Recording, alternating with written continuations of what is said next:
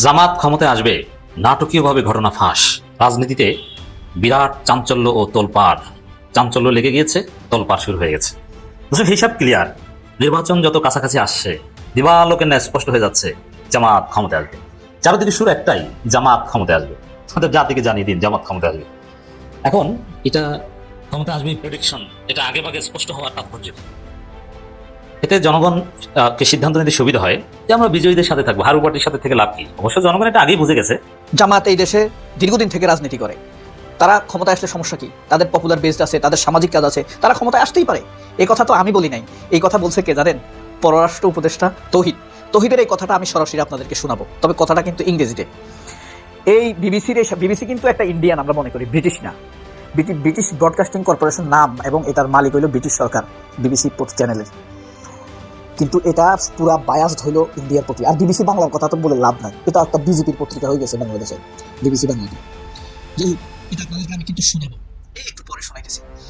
জামায়াতকে ক্ষমতা ঠেকানোর আপাতত আর কোনো শক্তি কাজ করতেছে না। যে সুইচের টিপ দেয় সুইচ বিকল হয়ে যায়, সুইচ বাজে না তা না, সাউন্ড কম হয় তাও না, সুইচ সহ বিকল হয়ে যায়, এই অবস্থা হয়েছে।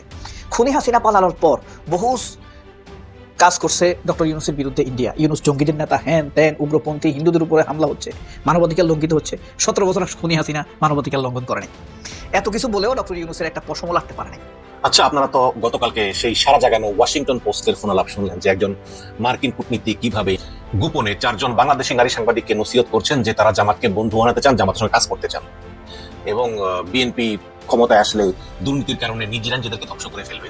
তো আমি একটু খুব সংক্ষেপে আর কি মানে পুরো ঘটনাটা একটু পুঙ্খানুপুঙ্খ রূপে তুলে ধরবো। তার আগে বলি যে আজকে নবনিযুক্ত মার্কিন রাষ্ট্রদূত বেন ক্রিস্টেনসেন তিনি দেখা করেছেন ডক্টর ইউনূসের সঙ্গে, এবং তিনি ইউনূসকে বলেছেন যে আমেরিকা সব দলকে সমান চোখে দেখে। কিন্তু যদিও এটা যে তারা সমান চোখে দেখে না, এটা গতকালকের ফার্স্টে অডিওতেই মানে প্রকাশ পেয়েছে। 1 ডিসেম্বর বাংলাদেশের গণমাধ্যম কর্মীদের সাথে কথা বলছিলেন মার্কিন কূটনীতিক। তিনি স্পষ্ট করে এই কথাটি বললেন যে আমেরিকা জামায়াতকে বন্ধু হিসেবে পেতে চায়। একটু ভুল শুনছেন, আবার একটু ক্লিয়ার শোনেন। আমেরিকা জামায়াত ইসলামকে বন্ধু হিসেবে পেতে চায়, অথচ এই 24-এর বিপ্লবের আগ পর্যন্ত আমরা জেনেছি জামায়াতকে জঙ্গি হিসেবে চেনে পশ্চিমা দুনিয়া। তাহলে জামায়াতকে বন্ধু হিসেবে পেতে চাই কেন? রিপোর্টে একটু ডিপে প্রবেশ করলে বোঝা যায় যে এখানে মার্কিন বিভিন্ন সূত্র এইটুকু বুঝেছে যে বাংলাদেশে জামায়াত ইসলামের জনপ্রিয়তা বাড়ছে। যেমন ছাত্র সংসদ নির্বাচনে দিন যত যায় ছাত্রদল ভোট আরো কম পায়। এক পর্যায়ে ছাত্রদল নির্বাচন করতে পারতো, শেষে নির্বাচন করার যোগ্যতাই হারিয়ে ফেলেছে, প্রার্থী নেই। ভিপি যে দুইজনকেই ধার করে বারাটিয়ে প্রার্থী দেয়, জোটে শরীর দেশ ছাড় দেয়। হারু পার্টির সাথে লোকজন থাকে না। হ্যাঁ, ইসলামী দলের ক্ষেত্রে কথা ভিন্ন, যে তারা একদম নিষিদ্ধ হয়ে গেলেও তারা তাদের জায়গায় থাকে, কিন্তু সাধারণ জনগণ বিজয়ীদের সাথে থাকতে পছন্দ করে। এটা জনগোষ্ঠীর একটা বিরাট অংশ। আরো নানান সুবিধাভোগী আছে যারা বিজয়ীদের সাথে থাকতে কমফোর্ট ফিল করে। এখন যেহেতু একদম ফাঁস হয়ে গেছে ঘটনা, পর্দার অন্তরের ঘটনা যেহেতু ফাঁস হয়ে গেছে, জামাত ক্ষমতায় আসবে, অতএব এটা আমার মনে হয় জাতিকে আপনারা জানিয়ে দিতে পারেন, যার ফলে অনেকে সিদ্ধান্ত নিতে সুবিধা হবে যে তারা বিজয়ী পার্টির সাথে থাকবে, হারু পার্টির সাথে তারা থাকবে না। দর্শক, ওয়াশিংটন পোস্টের যে রিপোর্ট যে জামাতের সঙ্গে বন্ধুত্ব চায় যুক্তরাষ্ট্র, এখন কেন বন্ধুত্ব চায়? এটা কিন্তু একটা ফাঁসকৃত ঘটনা। এটা যে তাদের জাস্ট কোনো অ্যানালজি বা জরিপ তা না, এটা একটা ফাঁসকৃত ঘটনা। একটা অডিও ফাঁস হয়েছে, কিছু অডিও ফাঁসের ভিত্তিতে। এই অডিও কে ফাঁস করেছেন? এক নারী সাংবাদিকের সাথে জড়িত, এরকম আরো অনেক নানান আলোচনা আছে, ওইটা আমার হচ্ছে বিষয় না। মূল কথা হচ্ছে যে মাঠের পরিস্থিতি কি, যুক্তরাষ্ট্রের কূটনীতিকরা যুক্তরাষ্ট্রে এমনি এমনি সুপার পাওয়ার হয়নি, তারা সারা পৃথিবীতে এমনি এমনি রাজত্ব করেনি। সারা পৃথিবী যুক্তরাষ্ট্র বন্ধু, যুক্তরাষ্ট্রের বন্ধুত্ব হতে চায়, যুক্তরাষ্ট্রকে ম্যানেজ করে এটা করতে চায়, এটা করতে চায়। আবার যুক্তরাষ্ট্র কি আকাম করতে পারে তাও তো দেখেছেন, যে ভেনেজুয়েলার প্রেসিডেন্ট এবং তার স্ত্রীকে ধরে আনতে পারেন, কেউ কিছু বলে না। চীন, রাশিয়া একটা স্টেটমেন্ট দিয়েছে, কিন্তু কিছু হয়েছে? আরো এরকম কতজন আছে? এরকম আমার কাছে 5 জন সাবেক প্রধানমন্ত্রী প্রেসিডেন্টের তালিকা, যাদেরকে নিজ ঘর থেকে ধরে এনেছে যুক্তরাষ্ট্র। তারপরে সবাই যুক্তরাষ্ট্রের পিছনে দৌড়ায়। যুক্তরাষ্ট্রে এত সমালোচনা, তারা এত মানবাধিকার লঙ্ঘন করে, আবার মানবাধিকার রক্ষাও করে, তারা মানুষের ক্ষতি করে, আবার উপকারও করে। তারপরও আমরা সবাই যুক্তরাষ্ট্রে যেতে চাই। তো যুক্তরাষ্ট্র সুপার পাওয়ার এমনি এমনি হয়নি, তাদের যে দক্ষতা, যোগ্যতা, এটার ভিত্তিতে হয়েছে। এই জন্য যুক্তরাষ্ট্রের যে কূটনীতিকরা, তাদের যে চিন্তা, তারা যা দেখে, তাদের চোখ, আমার আপনার চোখ 2টা, ওদের চোখ 8টা। 8টা বুঝেন? 8টা। ওরা সামনে দেখে, পিছনে দেখে, ডানে দেখে, বামে দেখে, উপরে দেখে, নিচে দেখে। বাংলাদেশের রাজনীতি গতি প্রকৃতি কি, মাঠের বাস্তবতা কি, এটা যুক্তরাষ্ট্র বেশ আগেই টের পেয়েছে। এবং তারা ওয়াশিংটনকে জানিয়ে দিয়েছে যে বাংলাদেশে জামাত ক্ষমতা আসবে, তাদের সাথে এখন ভালো সম্পর্ক তৈরি করতে হবে, এছাড়া কোনো উপায় নেই, তারা থ্রেট নয়। আর বিএনপিকে চান্দাবাজ মনে করে এইসব কথাবার্তা এখন প্রচার হচ্ছে। এটা থেকে স্পষ্ট যে জামাত ক্ষমতা আসবে, এটা সেই অডিও, গোপন অডিও, এটা সরাসরি এরকম বললে কিন্তু সমস্যা আছে, কিন্তু ফাঁস হওয়ার মধ্য দিয়ে জামাতের ক্ষমতা আসার রাস্তাটা সহজ হয়ে গেল। এভাবে আল্লাহ জামাতের পক্ষে বিভিন্ন ঘটনা ঘটাবেন। যেমন যুক্তরাষ্ট্রের মতো সুপার পাওয়ার, সবচেয়ে মেধাবী, বাস্তববাদী, আপনি যদি ফরেন পলিসি বুঝেন যে বাস্তববাদীটা কত প্রকার, একটা থিওরি আছে, রিয়ালিজম, হ্যান্স মর্গেনথু, আরো বিভিন্ন ধরনের রিয়ালিজম আছে, new realism, structural realism, realism কত প্রকার, কি কি, এর সব কিছুর ইমপ্লিমেন্টেশন আছে যুক্তরাষ্ট্রে। অসম্ভব বাস্তববাদী দেশ যুক্তরাষ্ট্র। তারাই যদি মনে করে যে বাংলাদেশে জামাত ক্ষমতা আসবে, আর এটা যদি ফাঁস হয়ে যায়, তাহলে তো জামাত ক্ষমতা আসার আগে এক প্রকার ক্ষমতা এসে যায়। কারণ মানুষ যদি জিতে যায়, জেনে যায় যে অমুক দল ক্ষমতা আসবে, তাহলে সেই দলের সাথে থাকার জন্য মানুষ লাইন ধরবে। এটা বাংলাদেশি ভোটারদের অ্যাটলিস্ট পারসেপশন।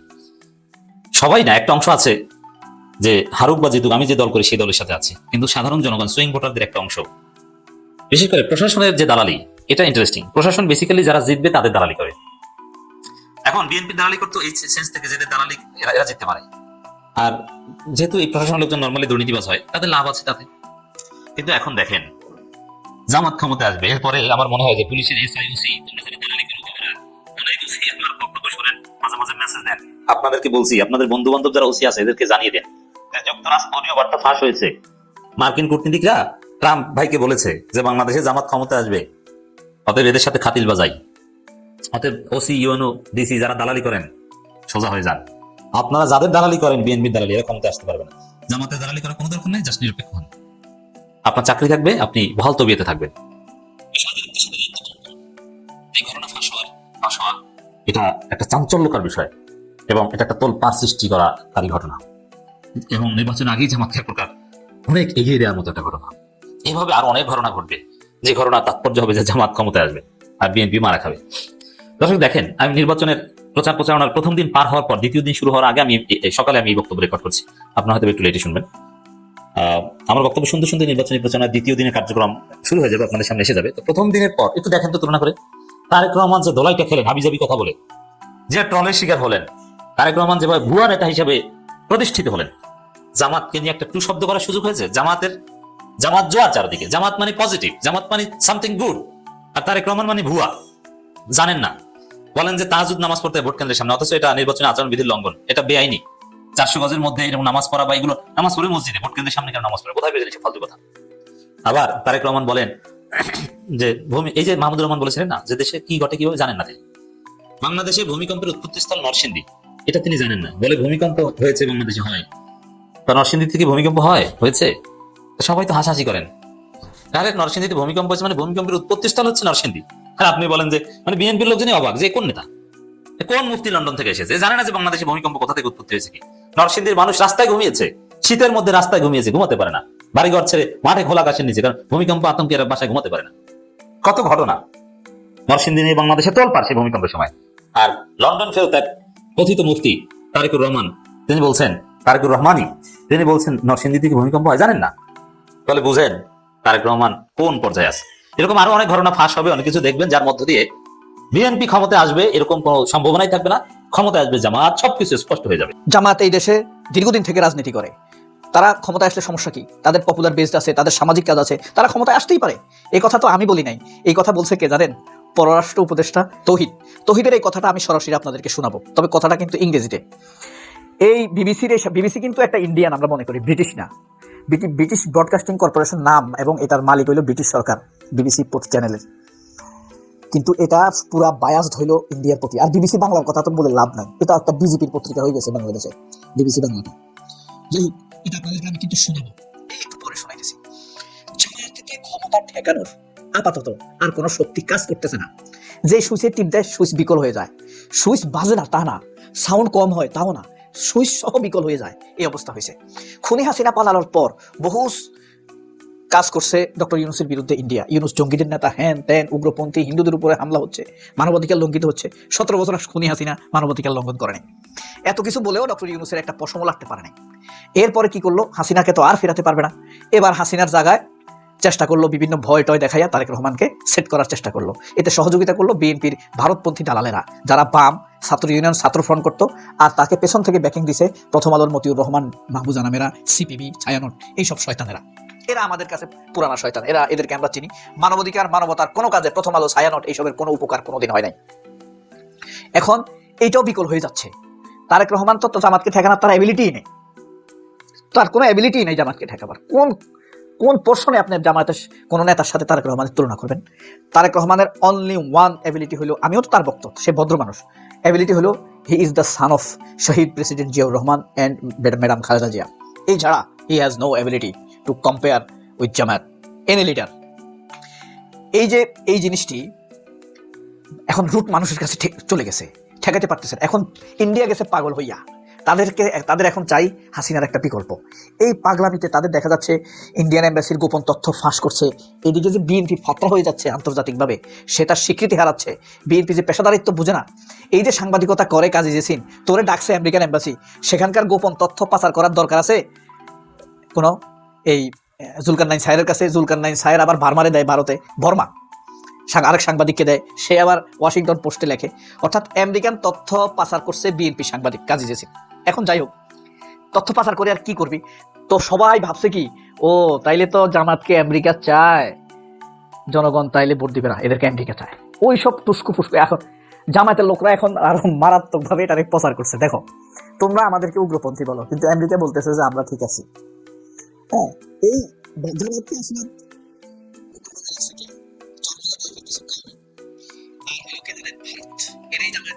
মানুষের কাছ থেকে দূরে সরাই রাখছে এই দুইটা শক্তি। আর মিডিয়া তো আছেই, ভারত আর মিডিয়া কি কথা।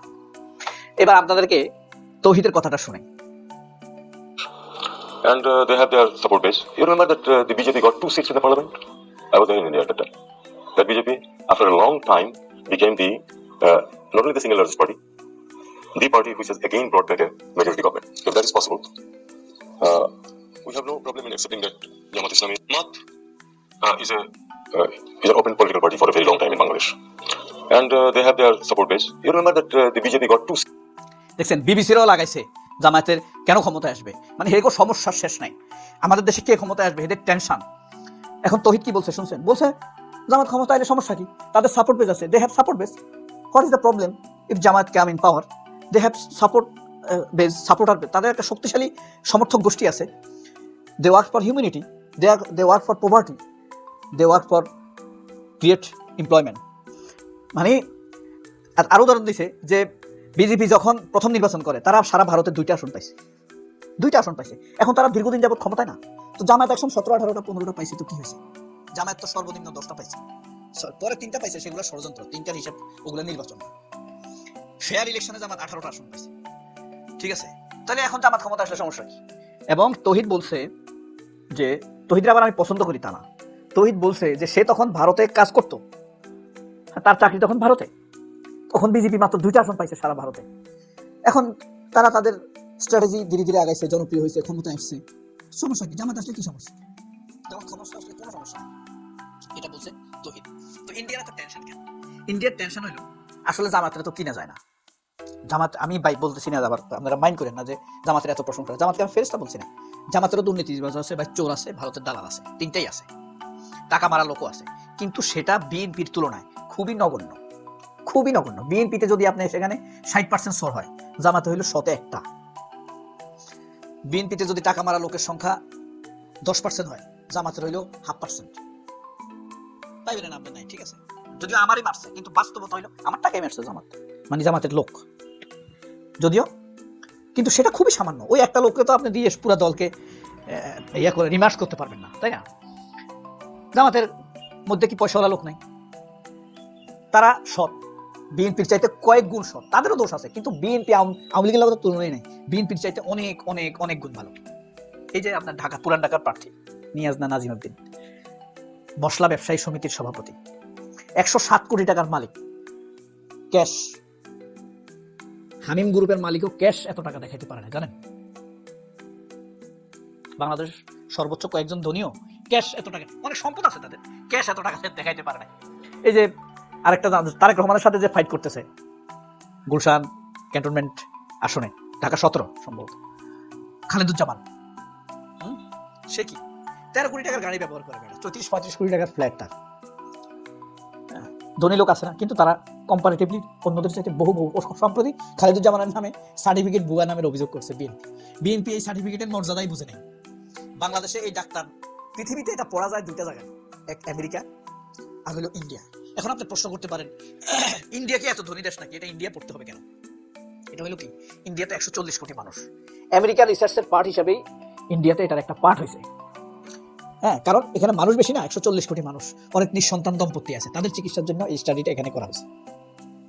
বুঝতে পারছেন? এটা খুব ব্যয়বহুল পড়াশোনা।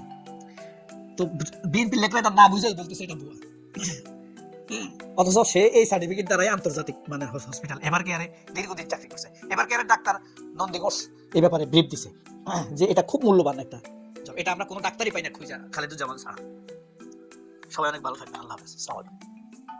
আচ্ছা, আপনারা তো গতকালকে সেই সারা জাগানো ওয়াশিংটন পোস্টের ফোনালাপ শুনলেন যে একজন মার্কিন কূটনীতিক কিভাবে গোপনে 4 জন বাংলাদেশি নারী সাংবাদিককে নসিহত করছেন যে তারা জামাতকে বন্ধু বানাতে চান, জামাতের সঙ্গে কাজ করতে চান, এবং বিএনপি ক্ষমতায় আসলে দুর্নীতির কারণে নিজেদেরকে ধ্বংস করে ফেলবে।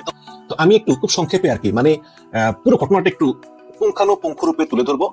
তার আগে বলি যে আজকে নবনিযুক্ত মার্কিন রাষ্ট্রদূত বেন ক্রিস্টেনসেন তিনি দেখা করেছেন ডক্টর ইউনূসের সঙ্গে, এবং তিনি ইউনূসকে বলেছেন যে আমেরিকা সব দলকে সমান চোখে দেখে, কিন্তু যদিও এটা যে তারা সমান চোখে দেখে না, এটা গতকালকের ফাঁসকৃত অডিওতেই মানে প্রকাশ পেয়েছে। যদি শুরু থেকে শুরু করি, সেটা হচ্ছে যে মার্কিন যুক্তরাষ্ট্র সাধারণত মানে দূতাবাসে বিভিন্ন সেমিনার সভার আয়োজন করে। তো 1 ডিসেম্বর, গত বছরের 1 ডিসেম্বর সেরকম একটা সবাই কয়েকজন নারী সাংবাদিককে দাওয়াত দেওয়া হয়েছিল, এবং এরা রিপোর্টার পর্যায়ের। এদের ভিতর একজন আছে টকশো উপস্থাপক, নাম হচ্ছে মানে নামের প্রথম অক্ষর হচ্ছে কা। তো উনি করেছেন কি, গোপনে মোবাইল ফোন নিয়ে গিয়েছেন কোন একটা জায়গায়, শরীরের মোবাইল ফোনটা অন করা ছিল রেকর্ড অবস্থায়। তো তখন ওই মার্কিন কূটনীতিক তিনি যা বলেছেন তার সবকিছু এই মহিলা সাংবাদিক রেকর্ড করে নিয়েছেন, এবং বলাই বাহুল্য যে ওই মহিলা সাংবাদিক বিএনপি ঘরানার, এবং ওনার স্বামী কোন একটা জায়গা থেকে বিএনপির মনোনয়নের চেষ্টা করেছিল, কিন্তু ব্যর্থ হয়েছে। বাট এখনো আসে গেছে, বিএনপি ক্ষমতায় গেলে হয়তো এমপি না হতে পারলেও কোনো একটা পদে হয়তো বা তাকে দিতে পারে। মার্কিন কূটনীতিক তিনি ডক্টর ইউনূসের ভূয়সী প্রশংসা করেছেন, তার যে অর্থনৈতিক উন্নয়ন এবং তার যে চিন্তা ভাবনা, এবং তিনি যেভাবে পলিটিক্যাল পার্টিকে হ্যান্ডেল করেছেন, এবং তিনি যেভাবে রেফারেন্ডাম, সংস্কার, গণভোট মানে এগুলো তিনি যে করতেছেন, যে সংস্কারের উদ্যোগী হচ্ছেন। এবং সবচেয়ে বড় কথা হচ্ছে যে যেখানে জাতিসংঘ বলতেছে যে শেখ হাসিনার বিচারে আসলে ত্রুটি আছে, কারণ শেখ হাসিনা এখানে নাই, কারণ অনুপস্থিতিতে বিচার করা যায় না, দ্বিতীয়ত মৃত্যুদণ্ডের বিধান নেই, সেখানে কিন্তু এই মার্কিন কূটনীতিক ভূয়সী প্রশংসা করতেছেন। তিনি বলতেছেন যে ইউনূস যা করেছেন তার ম্যান্ডেটে ছিল, এবং তিনি ক্ষমতা থাকা অবস্থায় একটা রায় দেখে যেতে পেরেছেন, শেখ হাসিনা মৃত্যুদণ্ডের রায়, এবং ডক্টর ইউনূস লন্ডনে গিয়ে তারেক রহমানকে ম্যানেজ করেছেন, কথা বলেছেন, এটাও প্রশংসা করা হয়েছে। তার মানে ডক্টর ইউনূসের এই লন্ডনে যাওয়াতেও কিন্তু আমেরিকার সায় ছিল, কথা বলেছেন, এবং তিনি বলেছেন যে বিএনপি জামাত কেউই কিন্তু সংস্কার টেবিল থেকে চলে যায়, সবাই কিন্তু মনোযোগ দিয়ে শুনেছে, দুইটাতে প্রশংসা করেছেন। এবং যেটা সবচেয়ে আপত্তিকর যে জামাত ইসলামের লোকেরা শিক্ষিত, তারা ইউনিভার্সিটিতে জিতেছে, তারা ক্ষমতা এলে কখনোই শরিয়া আইন পাশ করবে না, তারা কথা দিয়েছে, এবং তারা স্টুপিড না, তারা সব বুঝে। তোমরাও তোমাদের অনুষ্ঠান তাদেরকে দাওয়াত দিতে পারো, তারপর তাদের সঙ্গে কথা বলতে পারো, এবং বাংলাদেশের মানুষ ইসলামের দিকে ছুটতেছে, বাংলাদেশের মানুষ ইসলামিস্ট হয়ে যাচ্ছে। সুতরাং এবার জামাত ইসলাম ইতিহাসের সর্বোচ্চ ভালো রেজাল্ট করবে। তারপরে যদি জামাত ক্ষমতায় না আসে, এবং যদি মানুষের ইসলাম পন্থা থেকে ঢোকা বন্ধ হয়, বিএনপি ক্ষমতায় আসলে বিএনপি এমন দুর্নীতি জড়িয়ে পড়বে যে তারা নিজেরাই নিজেদের ধ্বংস করে ফেলবে। আর যদি জামাত শরিয়া আইন করে ক্ষমতায় আসে, তাহলে মার্কিন যুক্তরাষ্ট্র 100% ট্যাক্স বসাবে, গার্মেন্ট শিল্প ধ্বংস হয়ে যাবে ইত্যাদি। এবং ও আরেকটা কথা বলেছিল যে ইউনূসের কারণেই প্রবাসীরা এখন হুন্ডিতে টাকা পাঠায় না, প্রপার ব্যাংকিং চ্যানেলে পাঠায়। আর জামাত ইসলাম শরিয়া চালু করলে 100% ট্যারিফ। তো একটা কথা আছে, কথা হচ্ছে যে যেই কূটনীতিক এটা বলেছেন তিনি অবশ্যই কোনো বড় ধরনের কূটনীতিক না, তিনি একজন কাউন্সিলর পর্যায়ের। এখন একটা দেশের উপর একটা দেশ যদি ট্যারিফ বসায়, তাহলে এটা তো আপনার বাণিজ্য মন্ত্রণালয়ের ব্যাপার, একজন কূটনীতিক তো বলতে পারে না যে ট্যারিফ বসাবে, তাই না? তো এটা আবার ওই কা নামের মহিলা সুন্দর রেকর্ড করেছেন। রেকর্ড করে যেহেতু তিনি বিএনপি ঘরানার, তিনি এসে যোগাযোগ করলেন আবার 2 জন পুরুষ সাংবাদিকের সঙ্গে। একজনের নাম হচ্ছে জরুসুকা জু, আরেকজনের নাম হচ্ছে মরুসুকা মু। হ্যাঁ, তো এই 2 জনকে বললো, ভাই দেখেন কি কথা বলেছে মার্কিন কূটনীতিক। তো এই জন চিন্তা করলো যে যদি বড় কোনো মিডিয়ায় এই রিপোর্টটা দেওয়া যায় তাহলে খুব ভালো হয়। তখন তারা যোগাযোগ করলো ওয়াশিংটন পোস্টের ভারতের প্রতিনিধি প্রাণশু ভার্মার সঙ্গে, যে ভার্মা দাদা পাইছি ঘটনা একটা দেও। তো তিনি আবার এই অডিওটা পাঠিয়েছেন ওয়াশিংটন পোস্টের হেড অফিসে। তারা তাদের বিভিন্ন টেকনোলজি দিয়ে পরীক্ষা করে দেখেছে এবং বুঝেছে যে এই অডিওটা সলিড, এটা কোনো এআই দ্বারা তৈরি না। এবং যদিও অডিওতে ভারত বিষয়ে কোনো কথা বলাই হয়নি, কিন্তু ওই ভারতীয় সাংবাদিক প্রাংশু বার্মা তিনি আবার এখানে মাইকেল কুগেলম্যানকে দিয়ে আবার ভারতের কথা বলেছেন যে হ্যাঁ, আমেরিকা যদি চায় বাংলাদেশে জামাত ইসলাম ক্ষমতায় আসুক, তাহলে কিন্তু ভারত এটা মেনে নেবে না। এবং ভারতের সঙ্গে আমেরিকার সম্পর্ক এখন সর্বোচ্চ তলানিতে। বাণিজ্য চুক্তি হয়নি, দুই দেশের উপর পাল্টা শুল্ক আরোপ করেছে, এবং পাকিস্তানের সঙ্গে আমেরিকার সবচেয়ে ভালো সম্পর্ক। এমন অবস্থায় জামাত ইসলামের উপর আমেরিকার সমর্থন ভারতকে আরো রাগান্বিত করবে এবং ভারত আমেরিকার সম্পর্ক আরো খারাপ হবে। তো এই হচ্ছে গিয়ে মোটামুটি অডিওটা ফাঁসের যে পুরো তথ্য, এগুলো হচ্ছে ঘটনা। এবং আগামীতে যেই সরকার আসুক না কেন, সে বিএনপি হোক জামাত হোক, এই বহির্বিশ্ব বা এই কূটনীতিকদেরকে ম্যানেজ করা কিন্তু এত সহজ হবে না। অলরেডি মার্কিন রাষ্ট্রদূত বেন ক্রিস্টেনসেন তিনি গতকালকে বলেছেন যে আমি আসার পর দেখেছি যে চীনের সঙ্গে বাংলাদেশের সম্পর্ক এটা অত্যন্ত ঝুঁকিপূর্ণ, এবং আমি এই ঝুঁকির বিষয়গুলো তুলে ধরবো বাংলাদেশ সরকারের কাছে, যে চীনের কাছ থেকে দূরে থাকো। এর কিছুক্ষণ পরে চীন দূতাবাস বলছে যে বাংলাদেশ চীনের বন্ধুত্ব অনেক শক্ত এবং মজবুত ক্ষেত্রের উপর দাঁড়িয়ে, সুতরাং তোমরা আমেরিকা এসব বাদ দিয়ে নিজেদের চরকায় তেল দাও এবং কিভাবে বাংলাদেশের উন্নয়ন হয় সে চিন্তা করো, আমাদেরকে নিয়ে চিন্তা করো না। কাজেই মানে এরকম সাচা সোলা কথা মুখের উপর মুখে এটা আগে শোনা যায়নি। কাজেই আমার মনে হয় যে ওই মার্কিন কূটনীতিকরাও আসলে ওই ডোনাল্ড ট্রাম্প হয়ে গিয়েছে, মানে মুখের উপর সব বলে দেয়। শেষ কথা, কেন মার্কিন কূটনীতিকের রুদ্ধদ্বার বৈঠকের গোপন অডিও এভাবে ফাঁস করা হলো? তার কারণ একটাই, সেটা হচ্ছে যে এই তিনজন সাংবাদিক, একজন মহিলা সাংবাদিক, একজন পুরুষ সাংবাদিক, এরা তিনজনই কিন্তু বিএনপির ঘরানার। আপনি এদের সোশ্যাল মিডিয়া ফলো করলেই দেখবেন যে জামাতের পক্ষে কোনো কথা নেই, সবসময় বিএনপির কথা বলে। তারা চিন্তা করেছে যে বাংলাদেশে কিন্তু ইসরায়েল ঘৃণিত, ভারত ঘৃণিত, আমেরিকাও ঘৃণিত, বাট বাংলাদেশের মানুষ যেই লেভেলে ইসরায়েল এবং ভারতকে ঘৃণা করে, আমেরিকা কিন্তু ওই লেভেলে করে না। আমেরিকার ব্যাপারে একটা মিশ্র একটা প্রতিক্রিয়া, একটা ভাব আছে। তারপরেও এই দুই সাংবাদিক চিন্তা করলো যে যদি এই রিপোর্টটা আমরা পাবলিশ করে দিই, তাহলে প্রমাণিত হবে যে আসলে আমেরিকা জামাতকে ক্ষমতায় দেখতে চায়। আর যেহেতু বাংলাদেশের বেশিরভাগ মানুষ মুসলিম এবং ইসলামিস্টের দিকে ঝুঁকে যাচ্ছে, কাজেই মানুষ বলবে যে না, আমেরিকা যা চায় তা দেওয়া যাবে না, কারণ তারা আমেরিকাকে পছন্দ করে না। এই কারণে জামাত ইসলামের ভোট কমবে, এটা মনে করে বিএনপির উপকারের জন্য কিন্তু তারা এই রিপোর্ট বা ওয়াশিংটন পোস্টকে দিয়ে ছাপিয়েছে। কিন্তু বিষয়টাতে আসলে সাপে বর হয়েছে।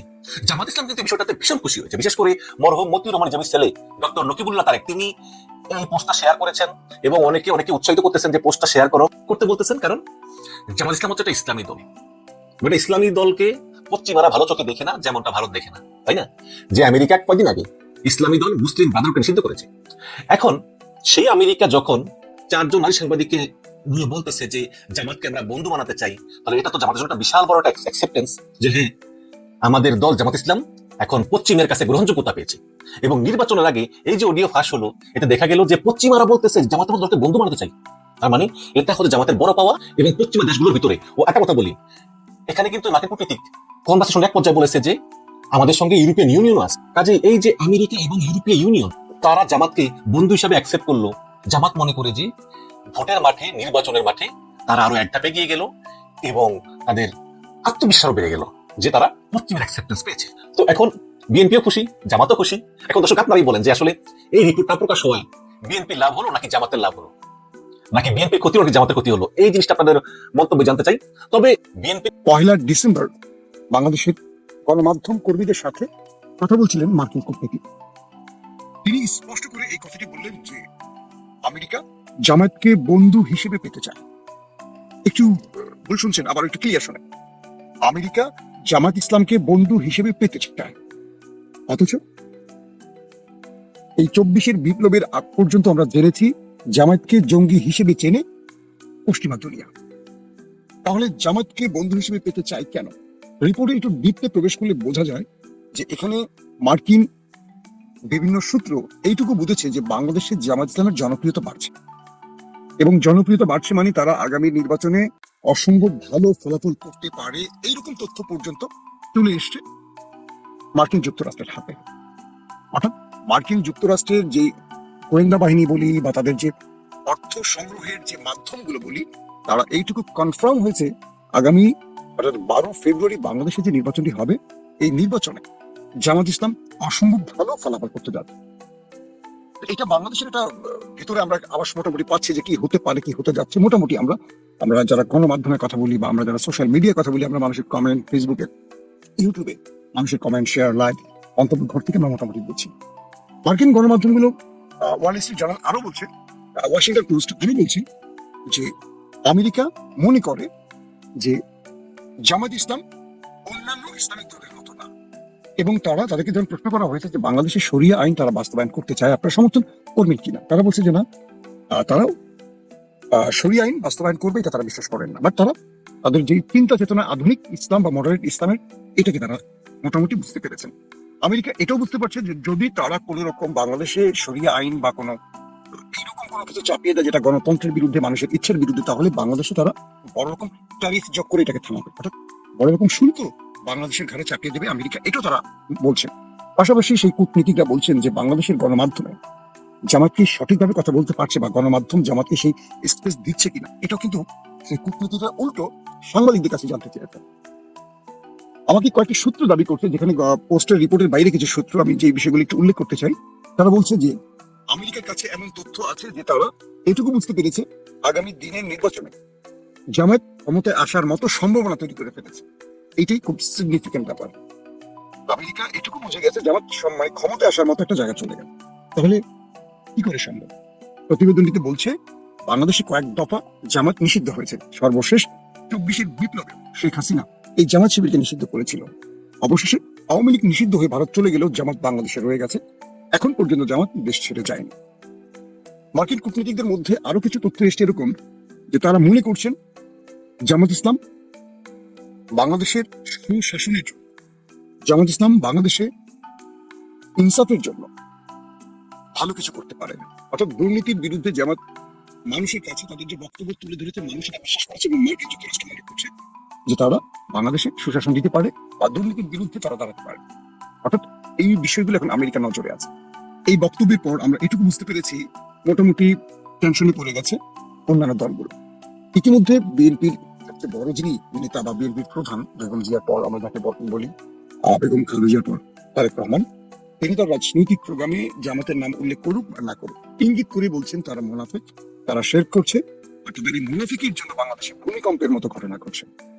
আমি এই বক্তব্যটি যখন শুনলাম একটু অবাক হলাম যে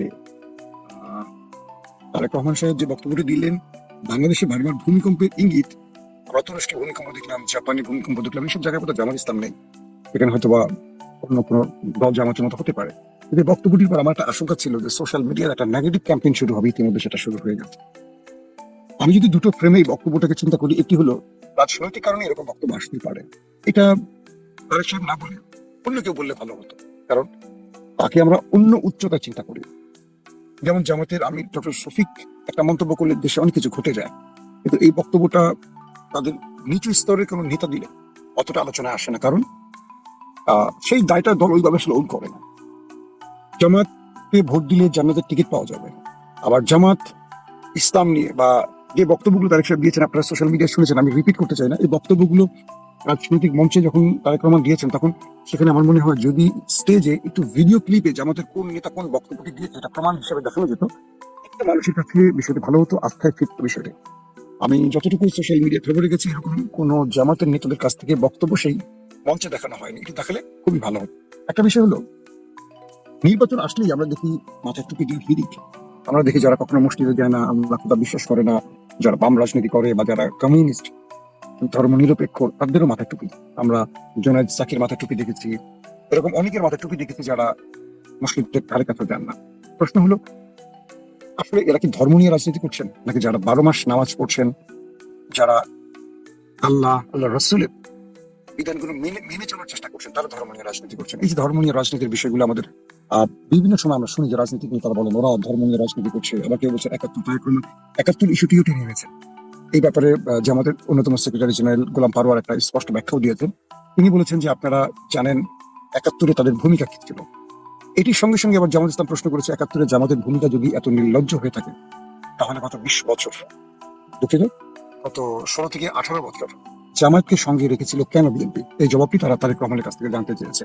পাশাপাশি তারা বলেছেন যে সঙ্গে থাকলে সঙ্গী আর আলাদা হয়ে গেলে বা সঙ্গ ছাড়লে জঙ্গি, এই কার্ড আর মানুষ খাবে না। এবং গোলাম পারওয়ার তারেক রহমানের বক্তব্যকে কঠিন ভাষায়, আমি দেখলাম প্রতিবাদকে কঠোর ভাষায় করেছেন। তিনি একদম তারেক রহমানকে বললেন এইসব বালখিল্য টাইপের বক্তব্য দিয়ে তিনি তার অবস্থানকে ছোট করেছেন। তিনি যুক্তরাজ্যের মতো একটি জায়গায় পড়াশোনা করছেন আর সেখানে থেকেছেন দীর্ঘদিন, তার কাছ থেকে আমরা এগুলো আশা করি না। এরকম অনেকগুলো বক্তব্য ইতিমধ্যে গোলাম পারওয়ার দিয়েছেন। এবং জামাতের আমির আজকেও ঢাকার বাইরে বেশ কয়েকটি পঞ্চগড় সহ কয়েকটি জায়গায় বক্তব্য দিয়েছেন, সেখানেও তিনি খুব ইঙ্গিতপূর্ণ কিছু বক্তব্য দিয়েছেন। তো বলা যাচ্ছে যে রাজনীতির